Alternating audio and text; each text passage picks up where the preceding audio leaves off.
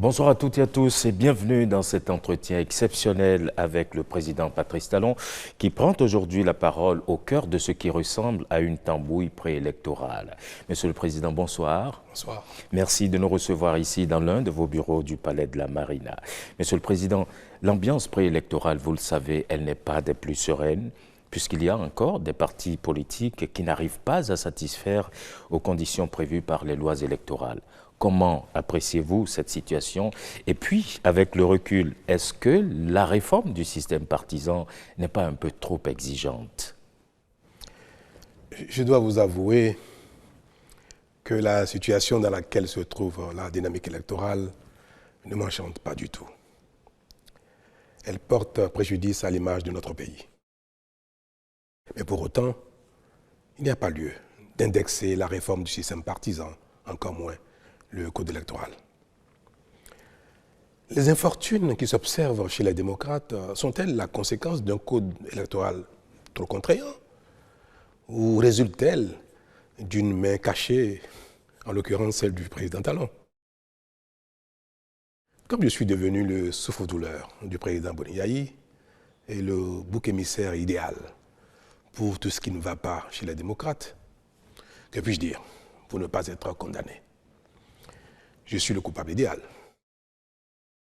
Mais avant d'aller à l'échafaud, je vais vous dire à vous toute la vérité.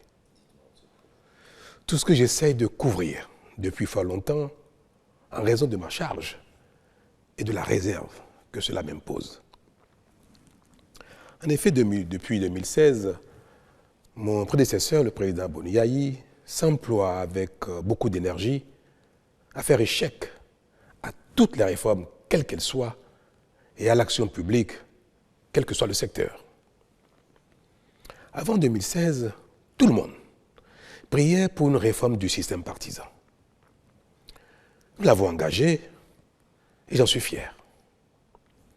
Elle consistait à encourager, voire contraindre, les partis politiques au regroupement. L'FCBE, qui était à l'entame de la réforme, je crois le parti le plus grand de la centaine de petits partis que comptait le Bénin, avait l'opportunité d'absorber un grand nombre de ces petits partis et de devenir un grand parti d'envergure nationale, pour peu qu'elle en ait la volonté. Mais comme c'est une réforme engagée par Patrice Talon, pas question. Pas question que cette réforme prospère, même si la FCBE devait en profiter. De même, l'appel de Patrice Talon à entrer en partenariat avec la FCBE et à accueillir des cadres FCBE dans la gouvernance politique et technique du pays a été refusé à tous ceux qui ont estimé le contraire et ont montré leur disponibilité à collaborer. Tout cela ont été bannis.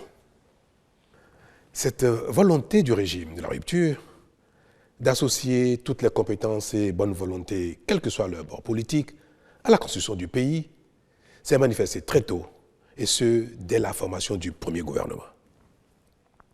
C'est dans cette perspective d'ailleurs que M. Jean-Claude Oussou, membre du staff de campagne de Lionel Zissou, a été appelé au gouvernement en qualité de ministre de l'Énergie dès le lendemain de l'élection présidentielle.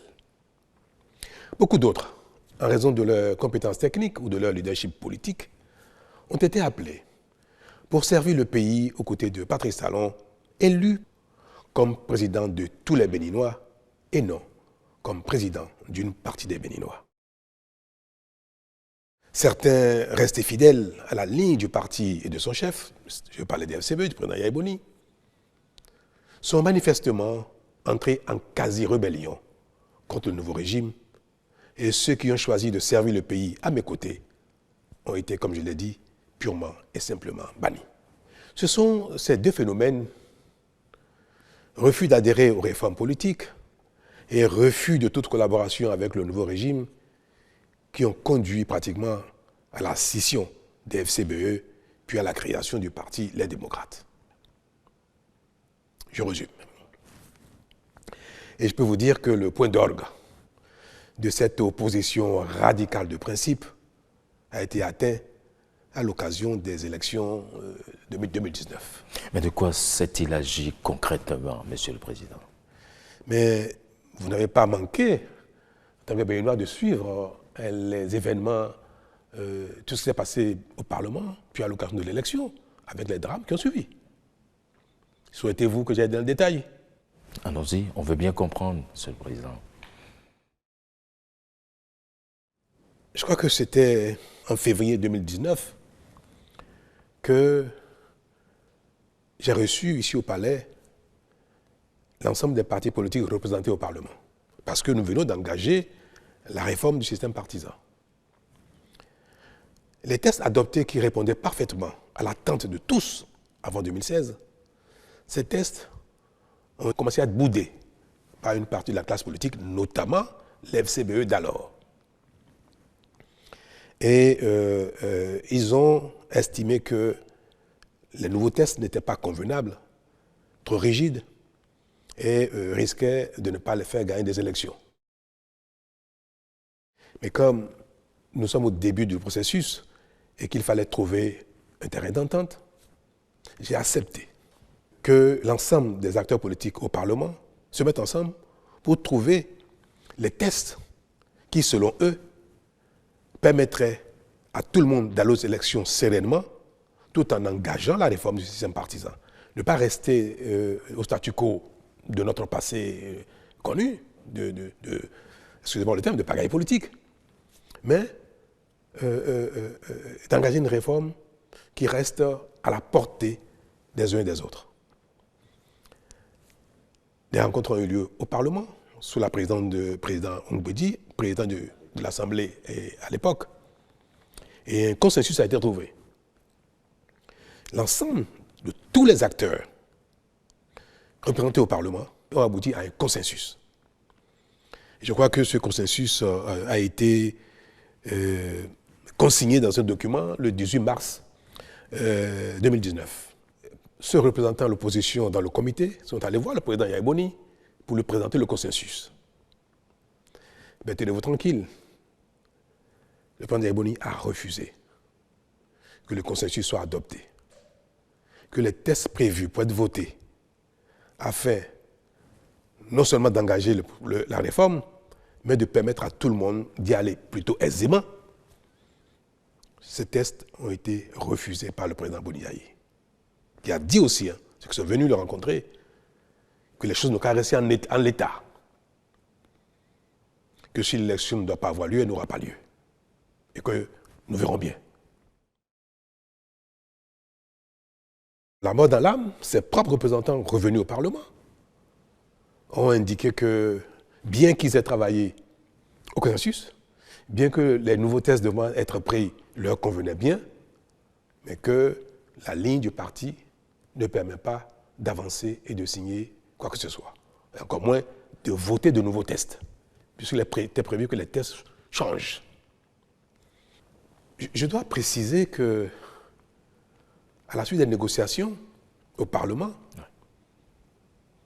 tous les représentants de chaque camp, mouvance, opposition et consorts, comme je disais tout à l'heure, après avoir abouti au consensus, tous les représentants désignés avaient signé l'accord de consensus. Donc avant d'aller soumettre cela au président Yahya Boni. C'est parce que celui-ci a refusé qu'il n'est pas question que le consensus soit mis en œuvre, qu'ils sont donc revenus et ont dénoncé leur propre signature. Ils l'ont dénié finalement. Ils l'ont dénié, après l'avoir signé. Cela, je tiens à le préciser parce que c'était, pour tout le monde, il paraissait évident que ce consensus soit mis en œuvre. C'est pour ça que je crois que les représentants de l'opposition n'ont même pas estimé nécessaire d'aller solliciter l'approbation du document avant de le signer. C'était évident pour eux parce que tout ce qu'ils ont demandé a été pris en compte. Mais malheureusement, donc, l'approbation du président Boni Yaye n'a pas été obtenue et ils sont revenus au Parlement pour dénier leur propre signature et se retirer de la salle. Et d'ailleurs, à la mise en œuvre des tests, je crois, je n'ai plus le bon souvenir des choses, toutes les questions ont été évoquées, ils sont carrément sortis de la salle. Alors, voter un nouveau test, il n'en avait rien à faire.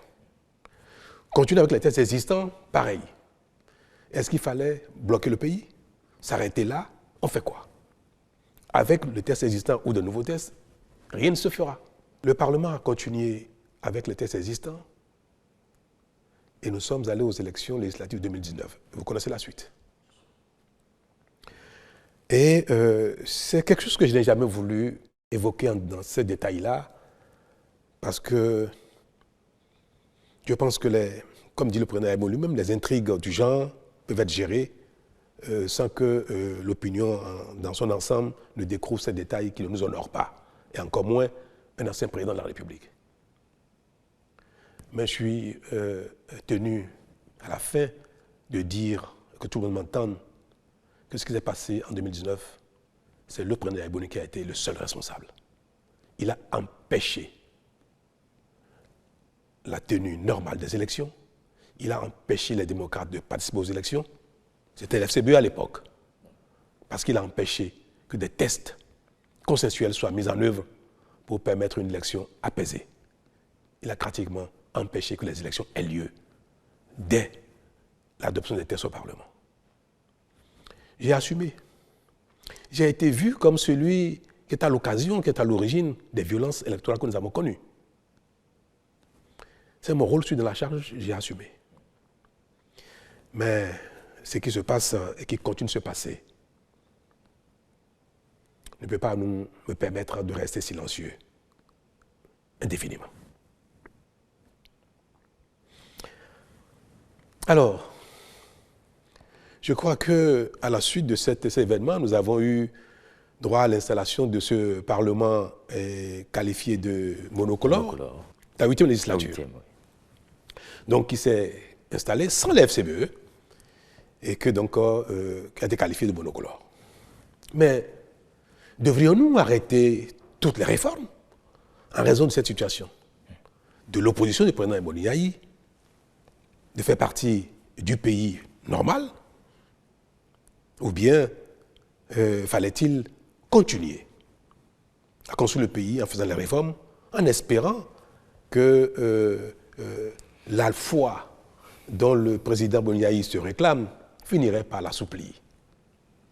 Nous prions tous et nous espérons chaque fois que le ciel nous accorde de faire de bonnes œuvres, de calmer nos pulsions, nos colères, pour qu'autour de nous, la vie soit confortable pour les uns et les autres.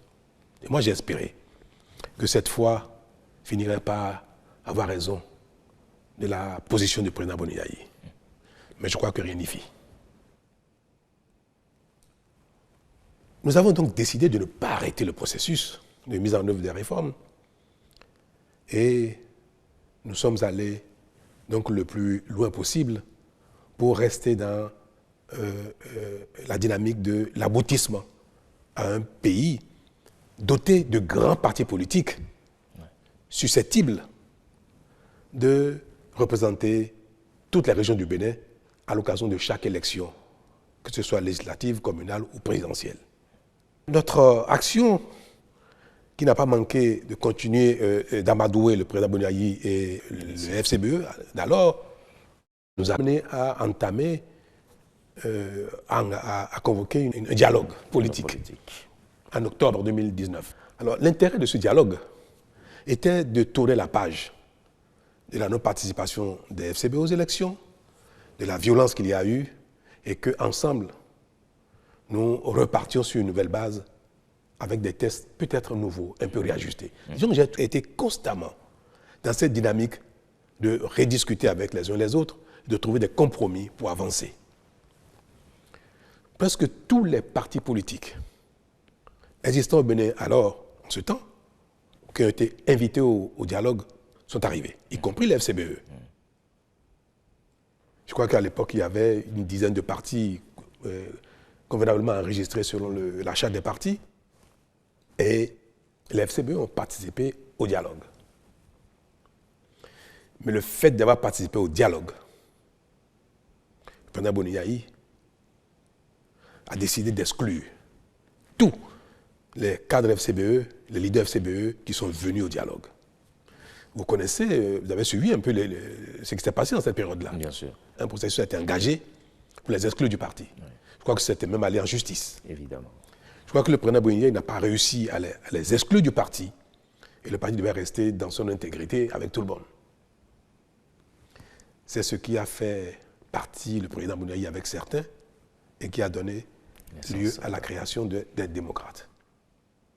Donc ce parti est né du fait de la participation des FCBE au dialogue politique. Il ne fallait pas que les FCBE participent à des échanges dits dialogue politique. Voilà la situation dans laquelle nous avons été jusqu'à la création des démocrates en 2020, je crois. Oui, 2020. Je crois. Puis le pays a continué son chemin jusqu'à l'avènement des élections législatives de 2023. Je passe les détails, ce qui s'est passé jusque-là. Mais je n'ai pas arrêté de faire le charme aux uns aux autres, de les amadouer, de les supplier même de venir et prendre le train en marche. Et en effet, les démocrates se sont résolus à participer enfin aux élections.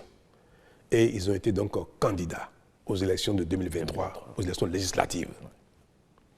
La suite, avec les mêmes lois, les mêmes tests, parce qu'on a réussi à les supplier, à les amadouer qu'on sort, ils sont allés aux élections et ils ont eu 28 députés avec les mêmes tests. À peine cet obstacle franchi, c'est-à-dire élection 2023 avec les nouveaux tests, que les prémices d'un contournement des dispositions mises en place ont commencé à apparaître ici et là, y compris dans mon propre camp. C'est-à-dire que après 1 an, 2 ans, 3 ans d'efforts, de sacrifices des uns des autres pour rester dans de grands ensembles et aller aux élections, je crois que nos démons nous ont rattrapés.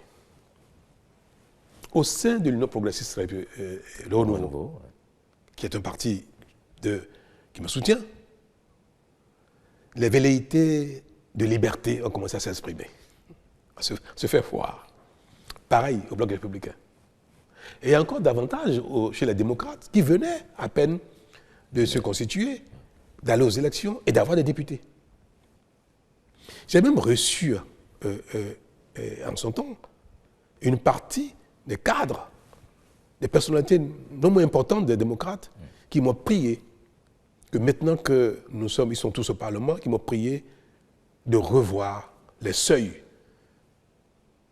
fixés pour avoir accès au partage des sièges dans le code électoral. Cette demande, également, je l'ai entendue au sein des BR, au sein des UP. Le Renouveau. Alors vous comprenez quelle a été ma tristesse. Est-ce qu'il fallait revenir en arrière, baisser les seuils pour qu'à nouveau les partis s'éclatent? Parce qu'un seuil plus bas permettait à ces deux partis de se diviser en 2 ou 3. Et je l'ai dit même plusieurs fois ici, à l'occasion de certaines rencontres, je l'ai dit au président Boni quand il est venu me voir, j'ai dit, Monsieur le Président, si j'avais accepté de m'engager avec vous dans la révision du code électoral pour baisser les seuils, les démocrates auraient déjà explosé. Mais pas vous seul, UPR et BR. Dans ces conditions, vous comprenez pourquoi je suis resté droit dans mes bottes en essayant de convaincre les uns et les autres de bien vouloir rester là où ils sont, là où chacun se trouve, afin que nos sacrifices ne soient pas vains, puisqu'on serait retourné à la case départ. Voilà donc ce qui nous a amené à maintenir les tests, le code électoral, les tests actuels en l'état pour, je dirais, forcer la main aux uns aux autres de rester ensemble et même aller au-delà pour continuer les regroupements. Puis arrive le moment présent. l'élection présidentielle et les élections législatives et communales de 2026 et patatras. Le code électoral actuel a certes placé la barre haut pour tout le monde, mais a surtout permis, voire recommandé à chacun d'être disposé, après les élections, à échanger avec les autres afin qu'ils ne se voient plus comme des ennemis. Car c'est ce qui se passe actuellement. Et cela ne doit pas continuer. Que veux-je dire par là? Vous observez que les échanges politiques, tout ce que fait le régime actuel et la réaction, les commentaires, l'opposition des partis dits d'opposition donnent l'impression que nous sommes dans un champ de bataille, sur un ring. Et ça, je l'ai dit une fois, on ne peut pas construire le pays quand on a l'impression qu'il y a une partie du pays contre une autre. Je suis à la fin de mon mandat et ce serait regrettable que je ne fasse rien pour que les choses changent. Ce n'est pas quelque chose qui m'a enchanté. C'est quelque chose dont j'ai souffert tout le temps. Et le moment est arrivé pour moi d'œuvrer à ce que, pour la suite, les choses ne se passent plus ainsi. Et je vais l'illustrer par un fait qui s'est passé il n'y a pas longtemps. Ouais. Le vote du budget de l'État 2025. Quand le gouvernement a travaillé sur le projet de budget, le ministre des Finances est allé au Parlement rencontrer les divers groupes parlementaires, les diverses commissions, pour échanger sur l'articulation du budget et ses détails. Les démocrates, pour une fois, ont participé au débat et ont fait des observations pertinentes et ont suggéré des modifications et des amendements au projet de budget. Le ministre des Finances s'est employé à prendre en compte la quasi-totalité des observations et des recommandations des démocrates. C'était une belle occasion pour montrer que le pays est indivisible. Et je profite pour l'en féliciter à nouveau, mais toutes les gymnastiques possibles ont été faites pour que toutes les ovations soient prises en compte et toutes les recommandations des démocrates soient intégrées au projet de budget. Le ministre est revenu au gouvernement, présenter la nouvelle mouture. Le gouvernement l'a approuvé entièrement dans son intégralité et a souhaité que le budget soit voté en l'état avec les nouvelles dispositions. Au vote, les démocrates ont fait exactement ce qu'ils ont l'habitude de faire, exactement le contraire de ce qu'ils ont souhaité. Quelques jours avant, ils ont voté contre le budget. Comment ça peut se comprendre? Et nous avons appris dans les coulisses que le compte rendu qui a été fait au président Yahya Boni pour solliciter son accord avant de voter le budget, que ce accord n'a pas été obtenu et que le président leur a interdit de voter le budget, bien que celui-ci ait pris en compte la quasi-totalité de leurs observations et recommandations. Ce n'est pas acceptable. Et vous voulez que, passant la main, je ne sais pas à qui, que je ne recommande pas que le pays continue ainsi. On a l'impression que la compétition politique s'exerce dans une adversité éternelle. Qu'après les élections, les partis ayant été en course deviennent des ennemis. Mais ça ne se passe nulle part comme ça. C'est vrai. Cela arrive quelquefois dans quelques endroits du monde.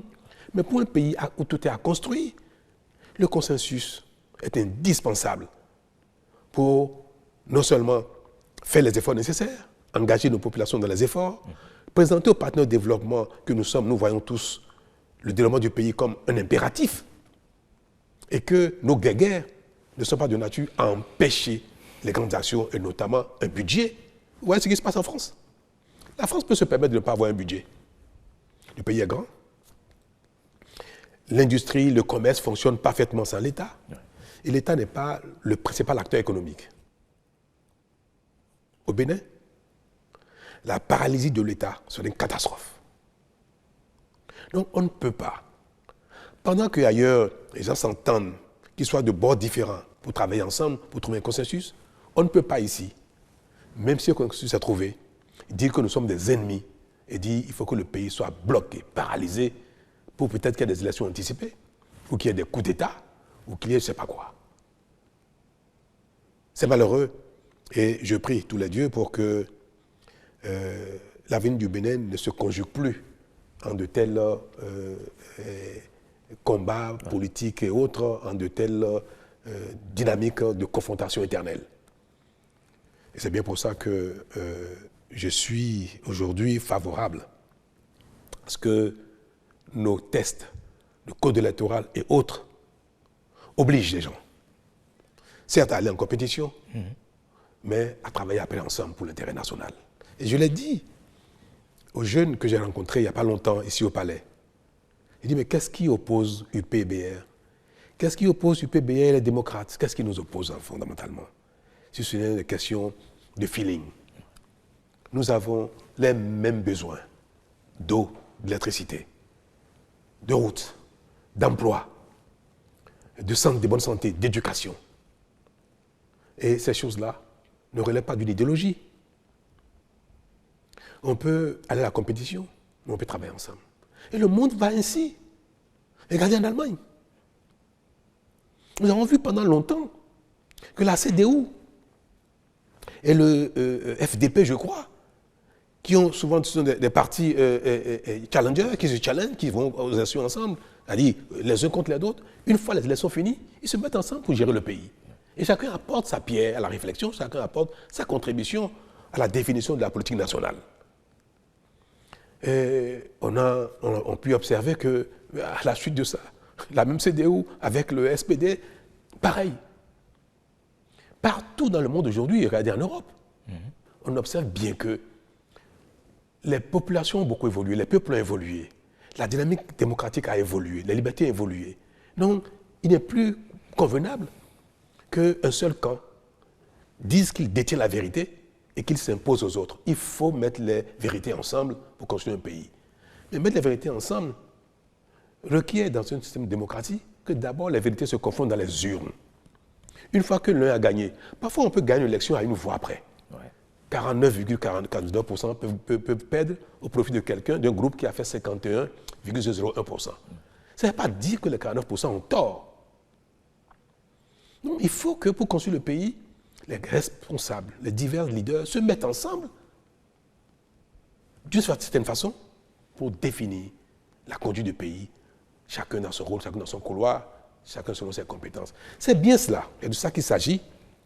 Et c'est pour ça que j'ai dit aux jeunes, mais demain, après les élections, si les démocrates gagnent, pourquoi ils ne travailleraient pas avec l'FCBE? Pourquoi pas aussi avec peut-être UP-BR? Que si le BR gagne les élections, UP, pourquoi ils ne travailleraient pas avec les démocrates, soit au Parlement, soit même dans un même gouvernement? Moi, j'ai fait ça. C'est des choses qui peuvent arriver si, pour autant que les uns veuillent bien le faire. Le code actuel prescrit cela. Est-ce que c'est mauvais que notre code électoral demande aux partis candidats de dire s'ils ont l'intention, après les élections, d'échanger, de collaborer pour la gouvernance du pays?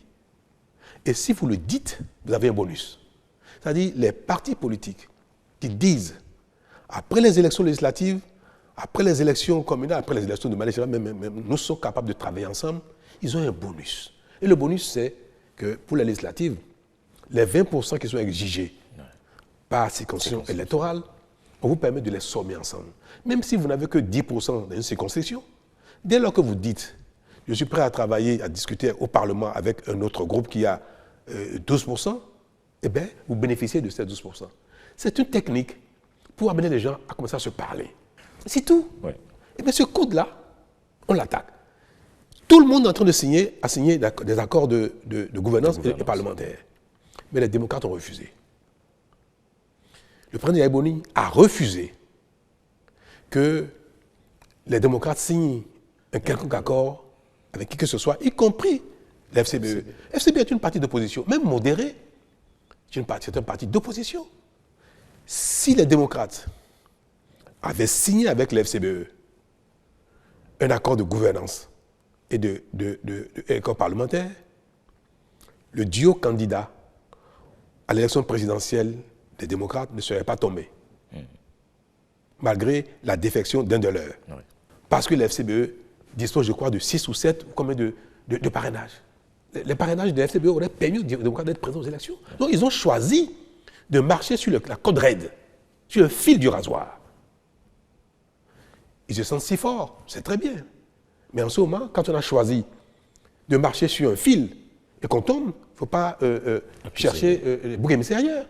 Je suis malheureux de le dire et de le répéter. Je suis malheureux que les démocrates n'aient pas les élections présidentielles. Ils avaient la possibilité de le faire. Ils pouvaient signer un accord avec l'FCBE. Et moi, j'ai demandé même à l'UP et au BR de rester disposés à signer avec les démocrates un partenariat ou un accord de gouvernance. Si je l'ai dit publiquement, devant le peuple, avec les jeunes, c'est parce que c'est ma consigne. Et je l'ai dit pour que les cadres des deux partis UPBR entendent publiquement que le président de la République, qui est aujourd'hui le chef de la majorité, souhaite que UPBR puisse signer avec n'importe quel autre parti, y compris les démocrates. Je l'ai dit publiquement. Ouais. Qu'est-ce qui, honnêtement, pourquoi Yaï ne peut pas accepter de signer un accord avec ceux-ci et dire que si vous gagnez ou si je gagne, nous pouvons travailler ensemble. Mais cette déclaration ne veut pas dire qu'ils ont l'obligation demain de nommer des ministres de partis. Non, c'est juste l'intention. À la limite, même ils peuvent ne pas le respecter plus tard. Mais ce serait bien que le peuple entende, qu'eux-mêmes se disent, travailler ensemble n'est pas un problème quand on est dans le même pays. C'est tout ce que voulait le Code. Et cela leur aurait permis, cette déclaration d'intention leur aurait permis aujourd'hui d'être candidat au présidentiel. Si vous permettez, allez-y, monsieur le président. L'élection législative arrive bientôt. Ouais. Le Code dit qu'à défaut d'accord de gouvernance, à défaut d'accord parlementaire, ouais, chaque liste, chaque parti devra réaliser 20% des suffrages, obtenir 20% des suffrages dans chacune des 24 circonscriptions législatives. Aujourd'hui, aucun parti n'est en mesure de le faire. Peut-être que demain, ils le feront. Ni UP, ni BR, ni FCBE, ni MOEL, ni RN, même les démocrates, en tout cas, ils ne l'ont pas. Je ne sais pas s'ils y parviendront. Nous voulons y arriver là. Nous voulons y arriver. Que demain, nos partis soient d'envergure pour pouvoir être représentatifs partout. Et que partout dans le Bénin, les gens se sentent concernés par l'action d'un parti, le pouvoir d'un parti. Même si le parti n'est pas majoritaire partout, que le parti soit présent, suffisamment présent partout. Comme on n'y est pas encore, et que nous demandons aux gens de se regrouper pour y arriver, mais en attendant d'y être, on demande aux gens de faire des déclarations d'intention. Rien que ça.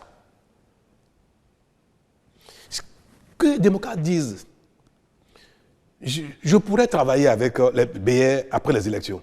En quoi vraiment? C'est noble comme intention. Oui.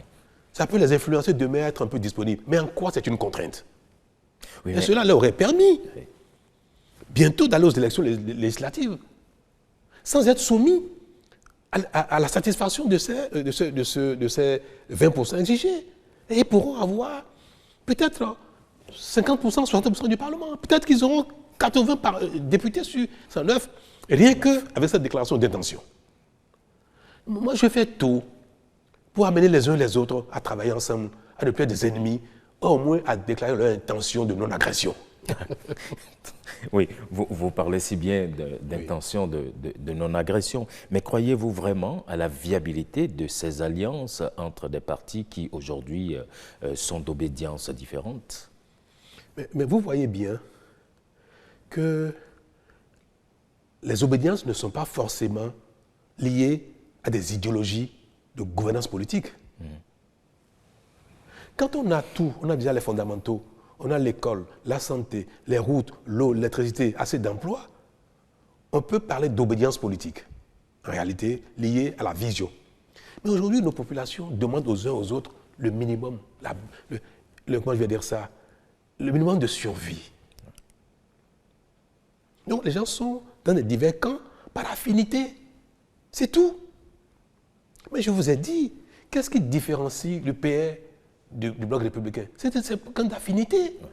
Qu'est-ce qui fait que les démocrates ne sont pas ont quitté la FCBE? Pourquoi à l'époque les FCBE Yaïboni ne sont pas venus avec moi? Parce qu'il y a un problème à Yaïboni et à Patrice Talon.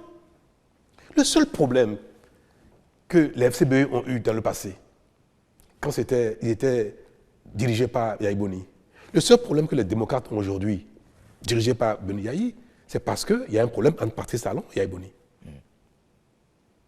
La guerre entre mon ami, mon grand frère, l'ancien président et moi, est en train de pourrir l'environnement politique au Bénin. Même l'environnement social. En train de pourrir même la paix et la quiétude, la concorde. C'est dommage. Vivement les élections de 2026 pour que nous quittions la scène politique. Je voudrais tant. Vous le souhaitez? Ah oui, que lui et moi, on quitte la scène politique. Ça c'est peut-être vous, mais peut-être pas lui. Mais je voudrais qu'il quitte aussi la scène politique. Ouais. Quand à la limite, on se retrouve dans un conseil de sages pour donner des conseils aux gens, pour faire des arbitrages. Le Sénat voulait vous dire? Mais pourquoi pas? Je ne sais pas quel nom ça va s'appeler, mais ce serait bien que nous quittions la scène politique. Notre relation nuit au Bénin. Moi, je fais tout pour qu'il en soit, que ce soit différent, que ce ne soit plus ainsi, mais je n'y arrive pas. Je n'y arrive pas. Je suis pressé que le terme de mandat arrive pour que les Béninois vivent autre chose en dehors de Talon et de Yaïboni. Vous savez, en 1990, à la conférence nationale, pourquoi les conférenciers ont mis la limite d'âge aux élections présidentielles, 70 ans? Pourquoi? Ça a été affirmé. Les anciens présidents que le Bénin a connus jadis, Maga, Arouma Negbe, Apiti, Zissou, ont pourri la vie aux Béninois par la compétition politique, par la guerre de leadership. À la conférence, paix à l'âme d'Apiti, Apiti n'y était plus, mais il restait encore 3. Maga, Arouma Negbe, Zissou. Presque à l'unanimité, sauf les 3. Les confédérations ont décidé de les mettre à l'écart, de les mettre au repos, de leur interdire d'être candidats. C'est ça aussi, les lois des pays sont faites pour régler les problèmes qui se posent au pays. Moi, je demanderais bien au Béninois, au Parlement, de voter une loi constitutionnelle pour interdire à Talon, à Yaïboni et à Soglo de faire la politique. Qu'on aille passer nos vacances au village. Votre retraite plutôt. Mais ça devient impératif pour le Bénin. Et je vous le promets. Si les Béninois apprennent à nous oublier demain, les choses changeront très vite dans le pays, plus vite qu'on le pense. Alors, une dernière question, monsieur le Président. Vous permettez, est-ce que vous pensez que les frondeurs LD aujourd'hui pourraient atterrir aux côtés des partis de la mouvance? Mais beaucoup d'entre eux sont demandeurs. Ah oui. Beaucoup de démocrates sont demandeurs. Quand le président Boni est venu me voir ici au palais il y a quelques jours, il m'a demandé, mais il faut faire quelque chose pour que le duo soit réhabilité. Mais je lui ai dit, je ne suis pas fait de miracle. C'est trop tard. Vous le saviez ça. Pourquoi vous n'avez pas voulu le faire plus tôt? Pourquoi vous n'avez pas voulu faire un accord avec les FCBE, ni avec BR, ni UP? Mais il m'a dit, oui, d'accord, c'est trop tard, mais qu'est-ce qu'on peut faire maintenant? Je lui ai dit, monsieur le Président, dites-moi, s'il y a un moyen de le faire, je le ferai. Mais je ne trouve pas comment revenir en arrière. Il souhaitait quoi? Annuler le processus. Il faut repartir. Mais ce n'est pas bien. Il ne faut pas que leur intransigeance, leurs erreurs, amènent le pays à faire du n'importe quoi. Donc j'ai dit, monsieur le Président, ce n'est pas possible.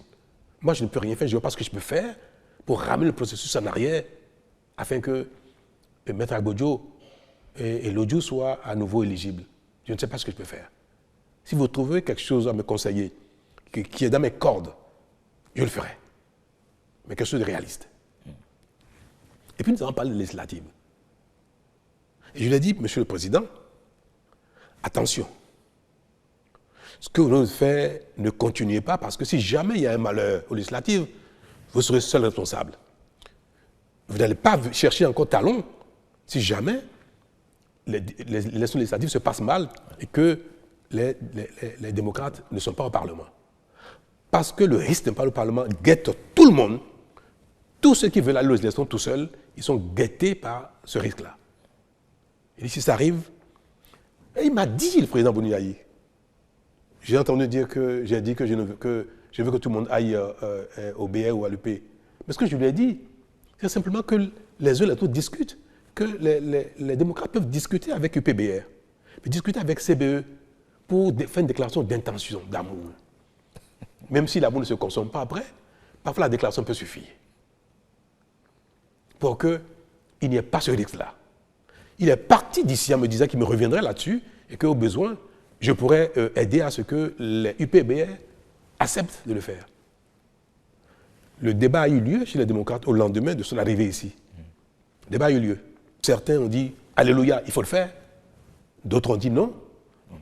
Et in fine, le président Boniaï lui-même a dit non. Nous aurons des élections dans ces conditions, quelles que soient les conséquences que ça va générer. Et nous verrons bien après ce qui va se passer. Mais alors il ne se passera rien du tout. Si les démocrates décident d'aller aux élections dans ces conditions, il ne se passera rien du tout. Je vais prier simplement pour qu'ils gagnent, qu'ils enlèvent des sièges pour que le pays retrouve son calme comme d'habitude. Un mot, Monsieur le Président, pour conclure cet entretien. Mais je voudrais conclure cet entretien avec vous et vous interpeller vous-même en tant que Béninois, juste pour dire qu'il faut préserver la concorde, l'unité. Et il faut que chaque personne, chaque leader, chaque Béninois qui, dans sa vie sur cette terre, finit d'accomplir sa mission, un rôle donné pendant un temps, qu'il veuille que ceux qui vont le succéder, quelles que soient les conditions, puissent réussir pour l'intérêt général. Que celui qui part ne souhaite pas le chaos après lui. Je veux dire que la compétition politique ne doit pas se faire au détriment du pays. Malgré nos déceptions, malgré nos divergences, il ne faut pas que nous soyons ennemis au point de compromettre l'intérêt général. Moi, j'en ai donné le signal. J'ai travaillé avec des FCBE au lendemain de mon arrivée à la fonction. Jusqu'à aujourd'hui, je continue de le faire. L'ancien Premier ministre Zinsou, qui a été mon challenger aux élections de 2016. Aujourd'hui, il travaille avec le Bénin, il travaille pour le Bénin. Il fait des choses extraordinaires. Moi, je suis admiratif de ce qu'il fait. Il nous accompagne beaucoup, il nous aide beaucoup. Il aime son pays. Moi, j'ai pu, en 2016, même mal juger sa capacité à se donner pour le Bénin. Et j'observe, il n'est pas président, mais il fait des choses extraordinaires pour le Bénin. Et ça, vous voyez, s'il avait suivi Yaya Boni, il nous aurait privés de ses compétences. Il nous aurait privés de tout ce qu'il nous apporte dans le succès de notre action. C'est ce que je voudrais que chacun fasse, qu'on soit d'un bord ou de l'autre. Quand c'est le pays, on peut servir le Bénin. On peut ne pas être d'accord avec talon, Patrice. On peut ne pas être d'accord avec la rupture. Mais il ne faut pas saboter le Bénin. Il y a un monsieur qui fait des posts sur les réseaux sociaux, qui est un poulain du président Yaya Boni, un projet démocrate. Un protégé, un poulain, je sais de quoi je parle, de Yaya Boni, qui raconte sur les réseaux sociaux que nul ne doit aller investir au Bénin. N'allez pas au Bénin, vous serez escroqué, vous serez broyé, vous serez mis en prison.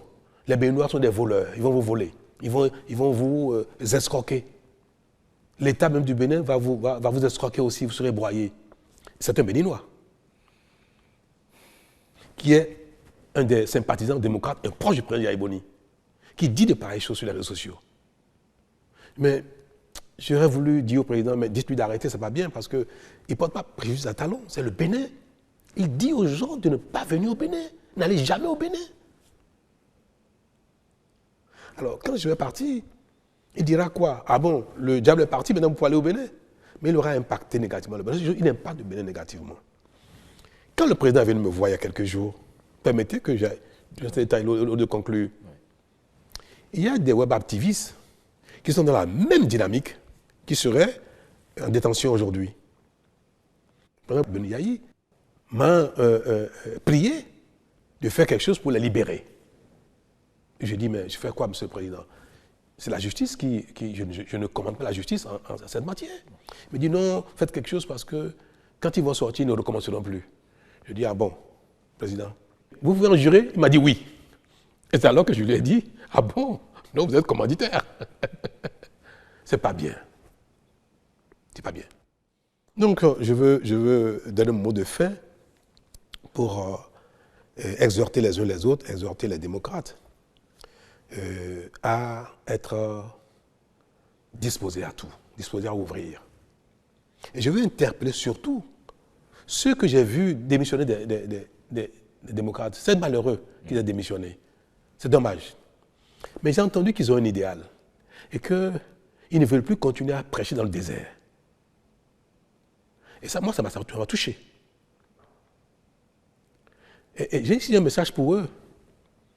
C'est que si leur idéal ne peut pas prospérer dans le groupe politique actuel et qu'ils sortent de ce groupe-là, il ne faut pas que leur idéal meure.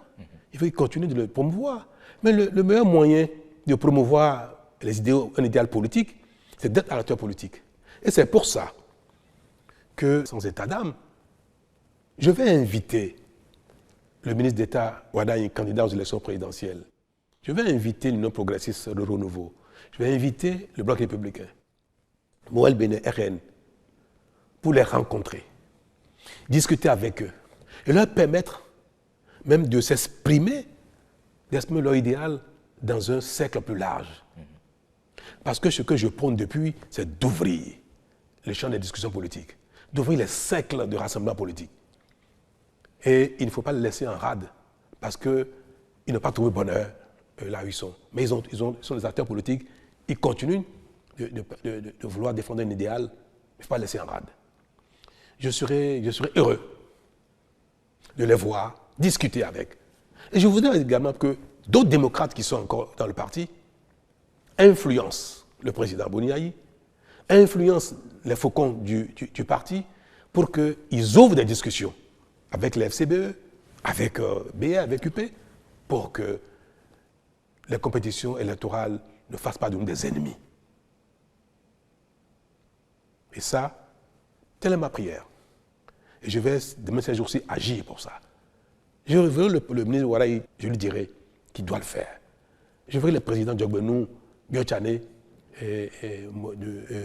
Ayadji et Mme Prudencio, je vais leur dire qu'il faut aller parler avec ceux qui ne pas trouver leur bonheur et qui sont sortis pour que le Bénin continue de rassembler ses fils qui ont de la vocation politique pour travailler ensemble pour le Bénin. C'est ma volonté, c'est ma prière. Merci beaucoup, Monsieur le Président. Merci. Merci à toutes et à tous. À très vite.